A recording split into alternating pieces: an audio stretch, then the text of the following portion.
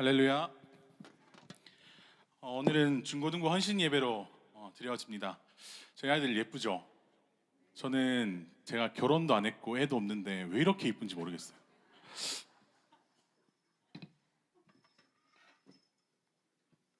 저희 아이들이 이렇게 나와서 함께 찬양하고 함께 예배드리게 하신 하나님께 모든 영광을 올려드립니다.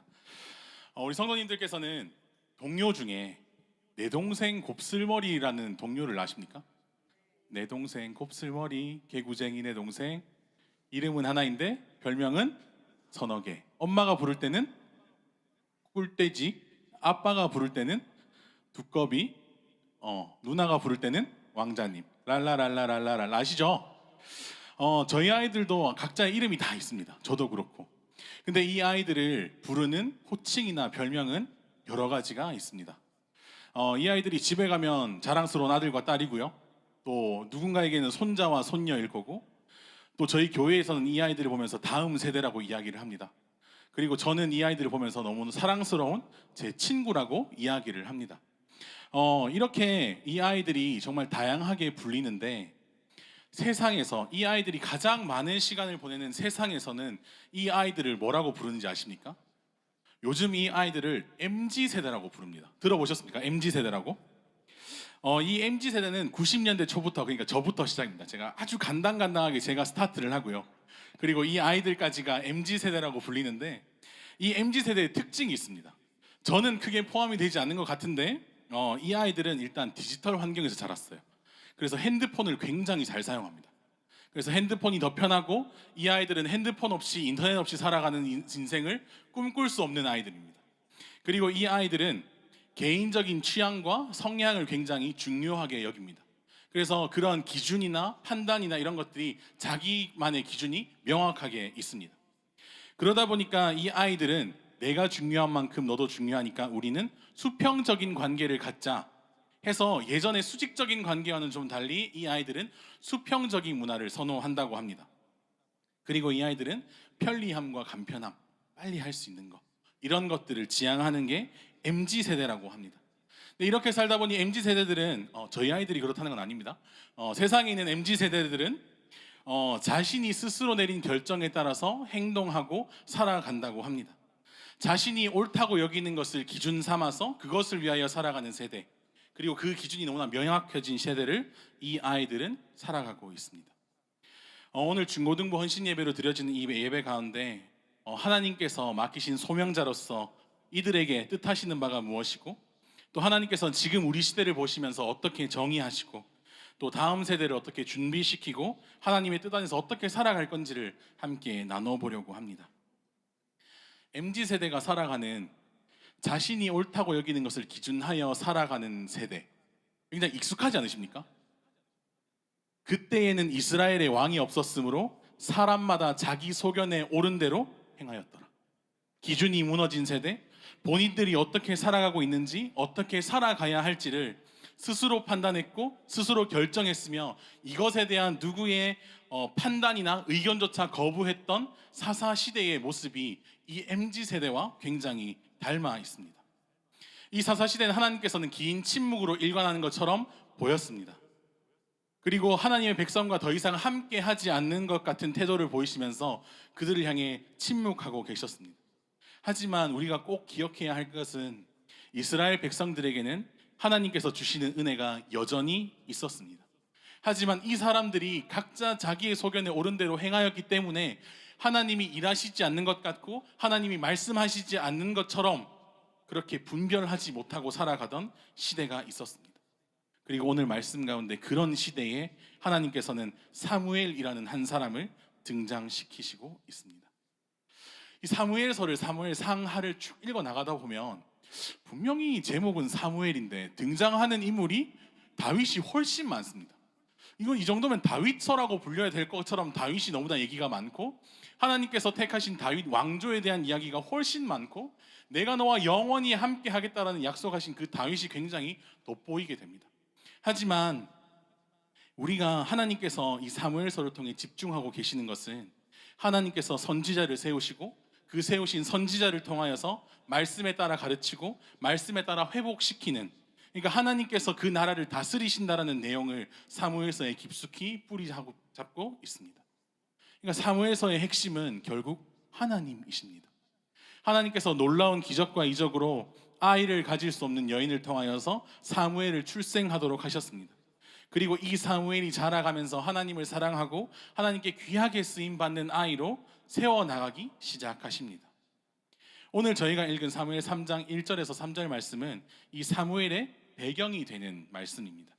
이 시대가 어떠한 시대였는지, 각기 자기의 소견에 옳은 대로 행했고 또 이스라엘 백성의 영적인 리더라는 제사장의 눈이 어두워진 시대, 엘리의 눈이 어두워져 버린 시대, 하나님의 은혜 가운데 너무나 잘 살아왔지만 거기에 안주해버렸고 자기의 자리에 거해버린, 자기 스스로의 자리에 누워버린 상태. 그래서 한나의 기도가 하나님 앞에 정말 울부짖으면서 모든 것 내어드리는 기도가 그것이 참된 기도인지 술에 취한 것인지 정도 분간하지 못하는 그런 영적인 눈이 어두워져 버린 세대.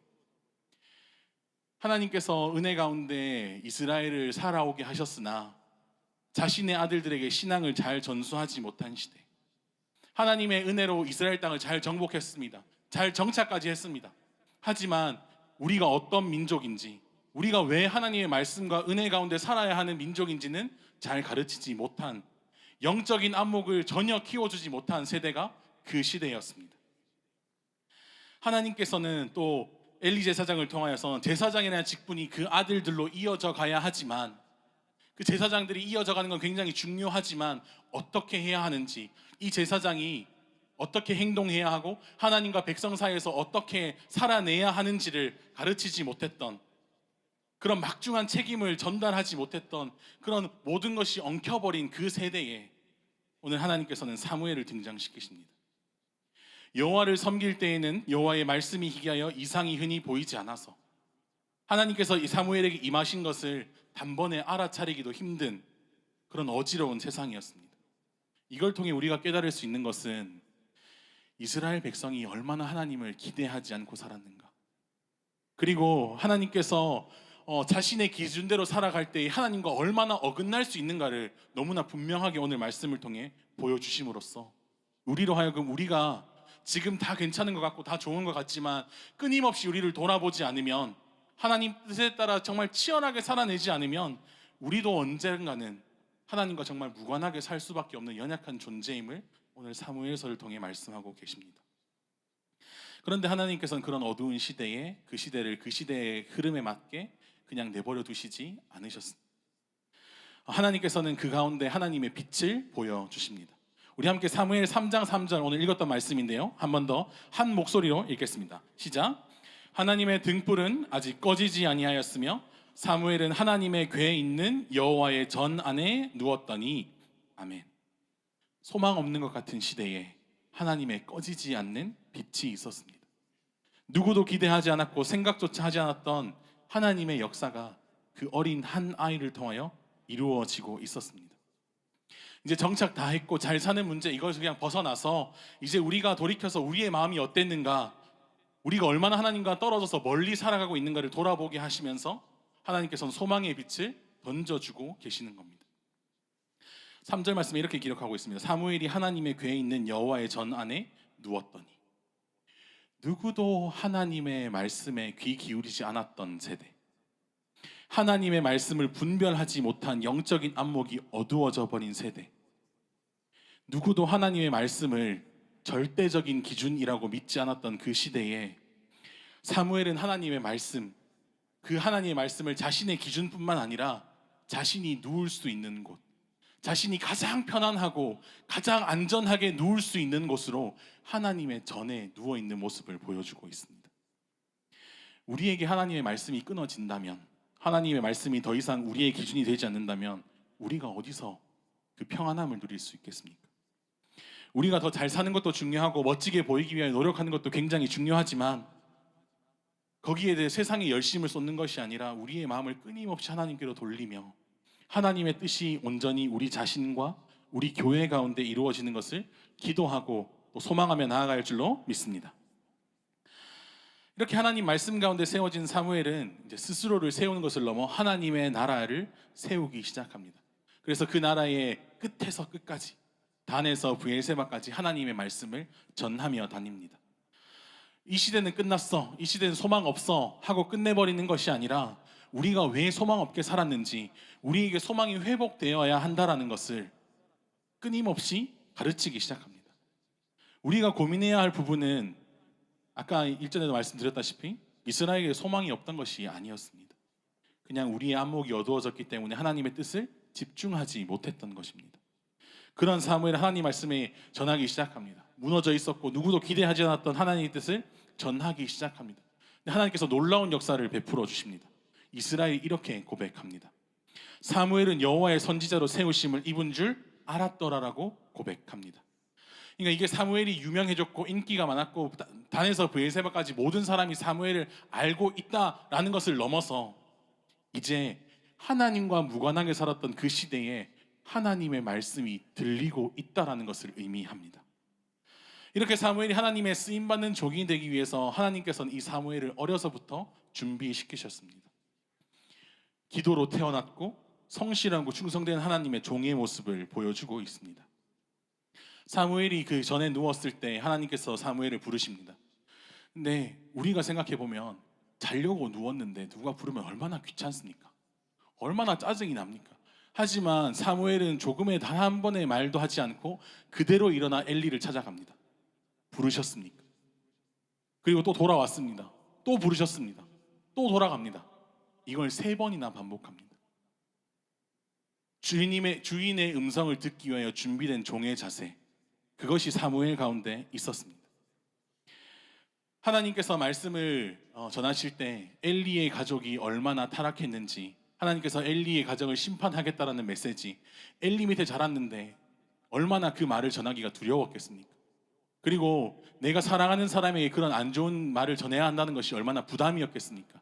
하지만 그것보다 하나님의 말씀을 더 중요시하는 그 마음, 하나님의 말씀을 바로 전해야 한다라는 그 충성된 모습이 오늘 사무엘 가운데 있었습니다.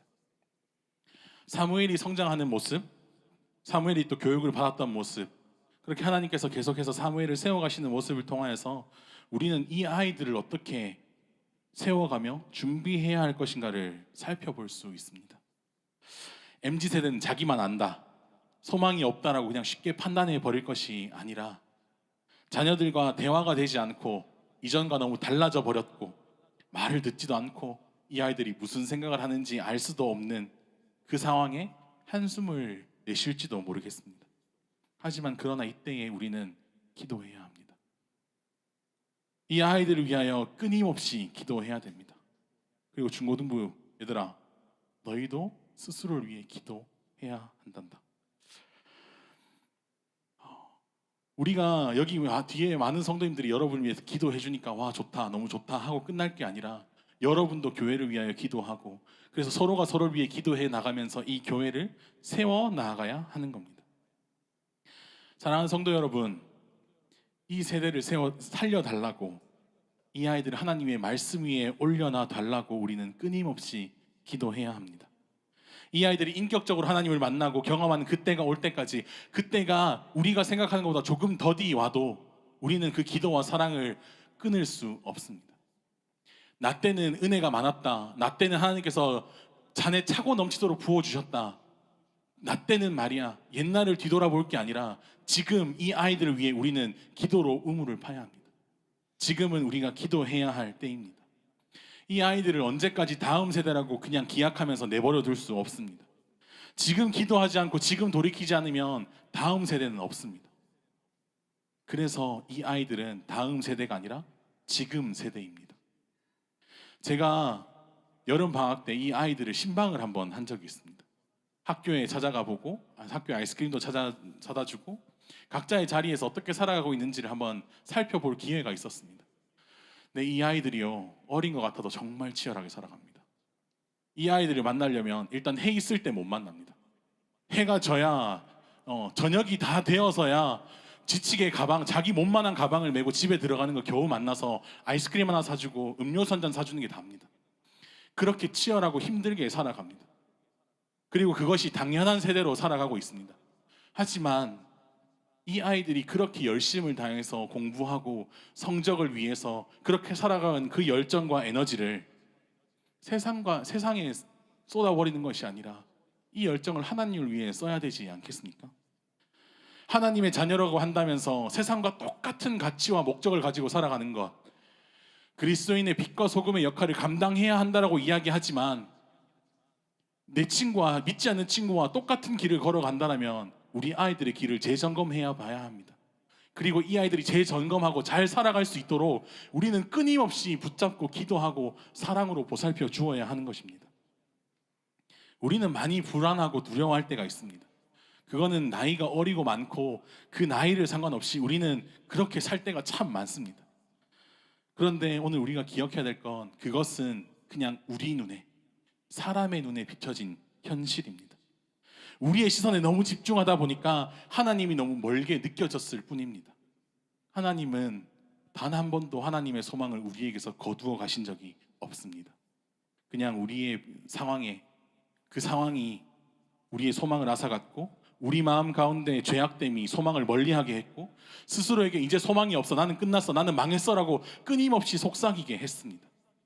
근데 그런 가운데 우리가 바라봐야 할 것은 문제가 아니라 하나님 한 분입니다.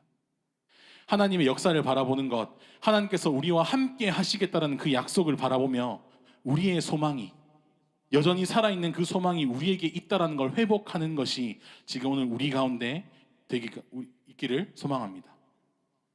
오직 말씀만이 무너진 이스라엘을 다시 일으켜 세울 수 있었습니다. 그렇다고 한다면 오직 말씀만이 지금 이 세대를 바로 세울 수 있습니다. 말씀 없이 우리는 바로 설 수 없기 때문입니다. 하나님께서 하나님의 말씀으로 이 백성들을 세우시고 다시 한번 회복시키실 것입니다. 우리는 그래서 기도하는 것뿐만 아니라 말씀으로 준비되어야 합니다. 스스로 판단하고 정죄해버리고 답답해하기 이전에 하나님의 말씀이 우리를 비추셔서 우리의 연약함, 우리의 죄악된 것을 해결하기 위해서 자기의 하나밖에 없는 아들을 십자가에 내어 못 박아 죽이시기까지 한 그 하나님의 사랑 앞에 우리를 돌이키게, 우리의 마음을 돌이키게 해야 하는 것입니다. 그렇게 하나님의 은혜로 돌아와서 회복된 우리는 하나님의 말씀으로 준비하여 지금 이 세대를 세울 수 있는 준비가 되는 것입니다. 이것이 우리가 하나님의 역사에 참여하는 방법입니다. 다른 것이 아닙니다. 더 많이 사랑해주고 더 많이 기도해주고 그리고 너무 조급하지 않게 조금 더 기다려주고, 그래서 우리 눈앞에 있는 이 자녀들이 하나님의 등불이구나 하는 소망으로 바라보시면서 따뜻한 시선으로 하나님의 역사에 참여하는 저와 여러분이 되기를 소망합니다. 이제 말씀을 마치려고 합니다. 우리도, 저와 여러분들도 누군가에게는 다음 세대였을 적이 있었지 않습니까? 누군가에게는 기도의 제목들이었습니다. 그리고 하지만 시간이 지나고 치열하게 신앙의 삶을 살아난 후에 이곳에 앉아있는 성도님들께서는 지금 이 세대를 보면서 우리가 받았던 은혜를 흘려보내야 하는 사명의 자리에 앉아 계십니다.